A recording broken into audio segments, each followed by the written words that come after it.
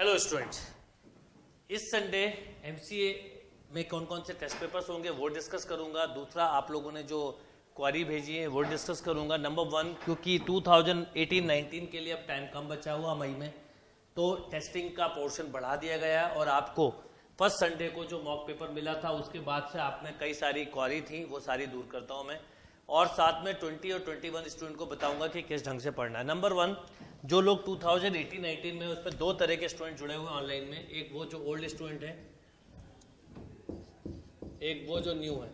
जो न्यू है उनको जो 7 जनवरी से बैच स्टार्ट हुआ उसके हिसाब से अपने सिलेबस को फॉलो करना है। जो ओल्ड है उनको जो 7 जनवरी में बैच स्टार्ट हुआ उनके लिए एक तरह से वो रिवीजन टॉपिक्स है। मैंने बहुत प्लान करके ये चीज़ करी हुई है जिससे हर जगह परफॉर्मेंस आए।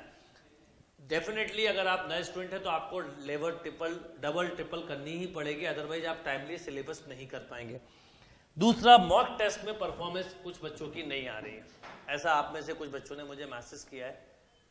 मैं आपको एक चीज़ बहुत क्लियर कर दूं कि मॉक टेस्ट में परफॉर्मेंस क्यों नहीं आ रही है, परफॉर्मेंस कैसे आएगी वो बताता हूँ। नंबर 1, क्योंकि मॉक पेपर में आपको केवल 2 आवर्स मिलते हैं और 120 क्वेश्चन मिलते हैं। 120 क्वेश्चन 2 आवर्स के लिए अगर हम देखें तो आप जब टॉपिक वाइज टेस्ट देते हैं तो उसमें किसी टॉपिक में जिस पर कमांड होता है एकदम से स्कोर आ जाता है, नहीं होता कम आता है। पर जब आप फुल लेंथ पेपर देते हैं तो आपका पूरा सिलेबस होना चाहिए। एक चीज तो आपकी इन पेपर्स में परफॉर्मेंस कैसे आएगी पहले वो मैं आपसे डिस्कस करना चाहूंगा। और उसके पहले एक चीज क्लियर कर दूं, अगर 19, 20 और 21 वाले स्टूडेंट सुन रहे हैं तो अब आप लोगों को जो नया आज से एक बैच स्टार्ट हुआ है 14 जन से, इसको फॉलो करना है। जैसे इसमें क्वाड्रेटिक इक्वेशन है तो अगले 15 दिन आपको क्वाड्रेटिक इक्वेशन पढ़ना है। फिर उसके बाद क्वाड्रेटिक के बाद एपी जीपी एचपी प्रोग्रेशन होगा वो पढ़ना है। बिल्कुल आराम से स्लो पढ़िए, आपको बिल्कुल भी प्रेशर नहीं लेना है। हर टॉपिक को 2 वीक देते हुए चलिए जिससे आप लोग टाइम पे अपने आप को मजबूत बना लें। क्योंकि मैं एक बात बता दूं आपको, यहाँ पर जितने ओल्ड स्टूडेंट हैं उनका परफॉर्मेंस आने लगा है क्योंकि वो एक बार सिलेबस कंप्लीट कर चुके हैं, अब रिवीजन कर रहे हैं। वही चीज़ आपके साथ होने वाली, इसलिए आपको पैनिक नहीं होना है। बहुत ही स्लो एक एक टॉपिक की अंडरस्टैंडिंग बना के, कंसेप्ट बना के ही आगे बढ़ना है। अभी अगर हम जेई का भी पेपर देखें इस बार आया तो बहुत कंसेप्चुअल पेपर था, जिसके कंसेप्ट स्ट्रॉन्ग थे वही कर सकता था। वही चीज़ बोलूँगा कि आपके पास जो कोर्स है फाउंडेशन वो इतना स्ट्रॉन्ग है कि आप उससे हर क्वेश्चन सॉल्व कर सकते हैं, बट उसको धीरे धीरे कंसेप्ट बना के पढ़ें।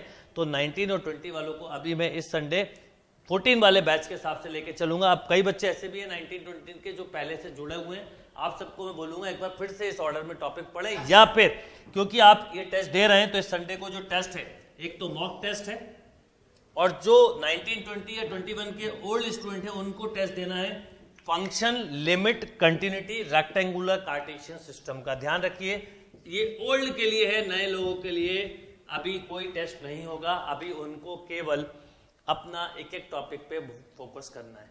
क्योंकि आप लोग वीकली मुझसे पूछते हो, ये सेशन लेने का एक पर्पज भी होता है। आप जो वीक में पूरे अपने डाउट भेजते हो मैं उसको देख के ही आपसे डिस्कशन करता हूँ। तो नए सभी बच्चों को बोलूंगा कि अब आपके पास कोर्स है, आप धीरे धीरे एक एक टॉपिक पढ़ना स्टार्ट करें।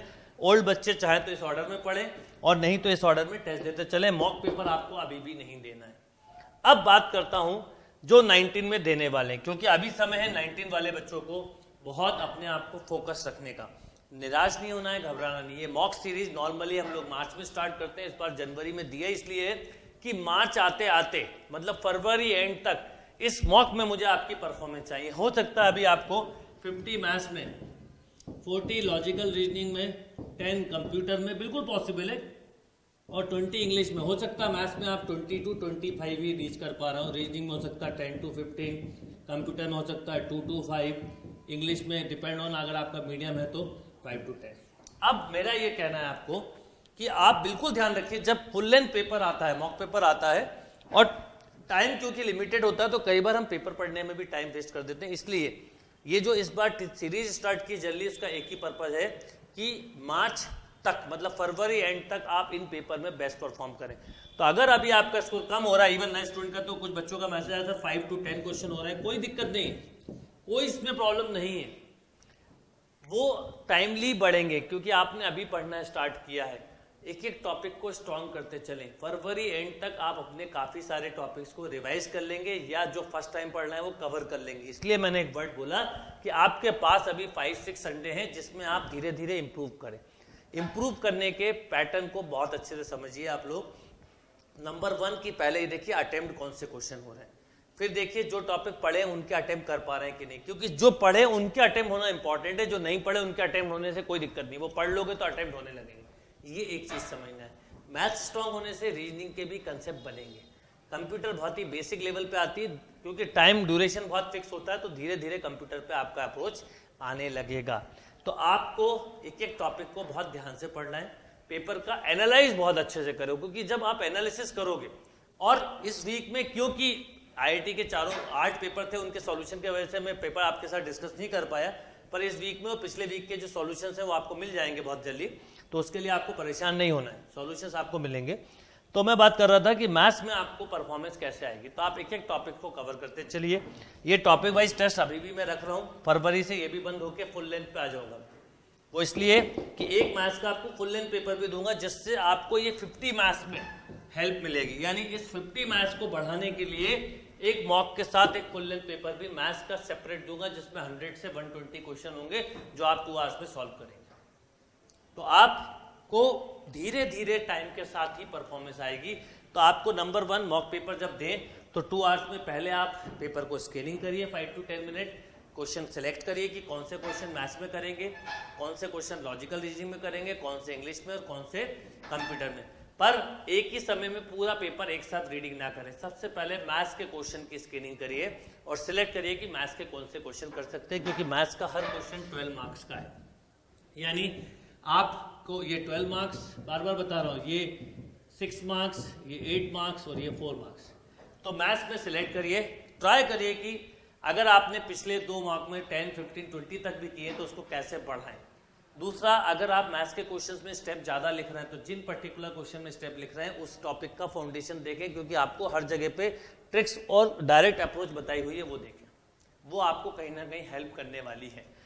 और ट्राई करें कि 30 तक मैथ्स में बने। फिर लॉजिकल रीजनिंग की स्कैनिंग करें। कंप्यूटर पहले राउंड में भी कर सकते हो, क्योंकि कंप्यूटर में जो बनना है वो देखते ही बन जाएंगे, तो वो कंप्यूटर का ऑर्डर आप अपनी मर्जी से डिसाइड करें। English depend on medium, English medium में तो अटेम्प्ट करें, नहीं है तो सबसे आखिरी में अगर टाइम बचे, पर टाइम बचेगा नहीं, क्योंकि देखिए प्रैक्टिकल होना पड़ेगा। यहाँ पे 120 मिनट में 120 क्वेश्चन रीड भी करना है, सॉल्व भी करना है, आंसर्स भी मार्क करना है।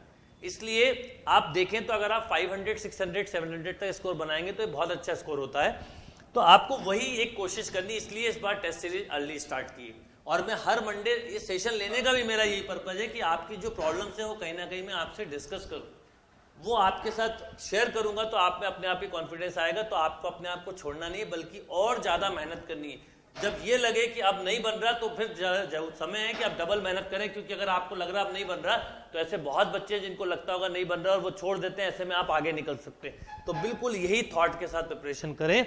तो मैथ्स में टॉपिक्स वाइज करें, कैलकुलस, एल्जेब्रा, ट्रिग्नोमेट्री, ये मेजर टॉपिक्स हैं, इन पे एक एक करके कमांड करें और इन पे कमांड यहाँ के थ्रू, टेस्ट के थ्रू करें। हर टॉपिक के नोट्स, बेसिक कंसेप्ट पे वर्क करें और हर संडे को ये आपको स्कोर बढ़ाने की कोशिश करना चाहिए। 19, 20, 21 वाले को बिल्कुल एक्स्ट्रा लेवल नहीं करना, एक्स्ट्रा प्रेशर नहीं लेना। आप धीरे धीरे चलिए, नेक्स्ट ईयर जब आपका समय आएगा तो फिर आपके साथ भी इसी तरह की मॉक सीरीज ये सब होंगी स्टार्ट। पर इसमें आपके ऊपर प्रेशर ना आए, इसलिए आप अभी से पढ़ाई करें, क्योंकि मैं आपको बता दूं कि जो नए स्टूडेंट जुड़े हैं उनको 2 या 3 टाइम्स पे अलग अलग टॉपिक्स कवर करने पड़ रहे हैं। जैसे यहाँ पर क्लास में 2 टॉपिक एक साथ चलना है, एक एंड पे कोऑर्डिनेट, एक एंड पे कैलकुलस।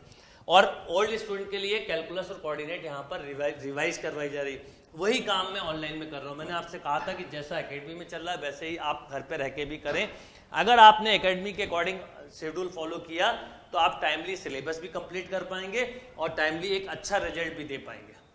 तो अभी 2 एंड पे चल रहा है। जैसे इस समय लिमिट स्टार्ट हुआ है, लास्ट वीक में फंक्शन कंप्लीट हुआ था, इवनिंग टाइम में आज से स्टार्ट किया है Cartesian system, rectangular Cartesian system, इसलिए इसका टेस्ट होगा। तो आप भी इसी ऑर्डर को फॉलो करें। ओल्ड स्टूडेंट इस ऑर्डर में रिवीजन करें, ध्यान दीजिएगा। न्यू स्टूडेंट इस ऑर्डर में अपने आप को टॉपिक को पकड़ बना के करें। आप नए बच्चों को एक बात और बोलना चाहूंगा कि ये कोशिश मत करो कि 100% सिलेबस हो जाए, बल्कि पहले ये कोशिश करो जो सिलेबस हो वो 100% हो, यानी हर टॉपिक पे कमांड आता जाए, क्योंकि लिमिटेड टाइम में बेस्ट परफॉर्मेंस देने का एक ही सिंगल फॉर्मूला है। तो ये टेस्ट याद रखिएगा। All the best, thank you, फिर मिलते हैं।